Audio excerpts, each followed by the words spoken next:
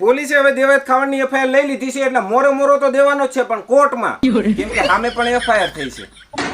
હવે આમાં શું થશે એ તો આપણને ખબર નથી, પણ કોઈના મનમાં એમ હોય કે હું સાચો છું, આ રીતે લડે એ વિડીયો બનાવીને બીજા ના ઉશ્કેરે. નકર દેવાયત ખાવાડી એમ કીધું હોય કે કાઠીઓની આબરૂ જાય છે, ઉપાડો ધોકા. ભગવતી કે આપણી જાય છે, આપણે ઉપાડો, પછી દે ભીખા બાકા ઝીકી બોલી ગઈ હોત તો. કોઈ પણ ક્રાઇમ થાય છે ને તો જેની હારે થયો હોય એને તો ભોગવવું પડતું હોય છે, પણ ક્રાઇમ કરનારાને એનાથી 10 ગણું ભોગવવું પડતું હોય છે. કેસ કબાડા ના આન તેન આખા પરિવાર હોમી જતા હોય છે નિર્દોષ. ઉશ્કેરવા વાળાને તો કાંઈ ના હોય, એમને બસ બેઠા બોલવું જ છે ને. પેલા ટોળાનું ઉશ્કેરે, પછી સમાજને ઉશ્કેરે. જો તમને તમારા સમાજ પ્રત્યે પ્રેમ હોય ને તો તમારું કામ છે સમાજની સંસ્કૃતિને જાળવી રાખવાનું, સમૃદ્ધ બનાવવાનું અને સમાજને શિક્ષા બાજુ લઈ જવાનું, ક્રાઇમને પ્રોત્સાહન આપવાનું નહીં. જો બાજકડાને બધા સપોર્ટ કરશે તો આખો સમાજ બાજકડો થઈ જશે. બધા બાજ કરશે તો કમાશે કોણ? શીખો કા કામના કંથી. આમને ખબર છે આ સિક્કા ઉપર શું લખ્યું છે, સત્યમેવ જયતે. હાચા હોય ને તો જાઓ કોર્ટમાં. નહીં માને, મારું કોઈ નહીં માને.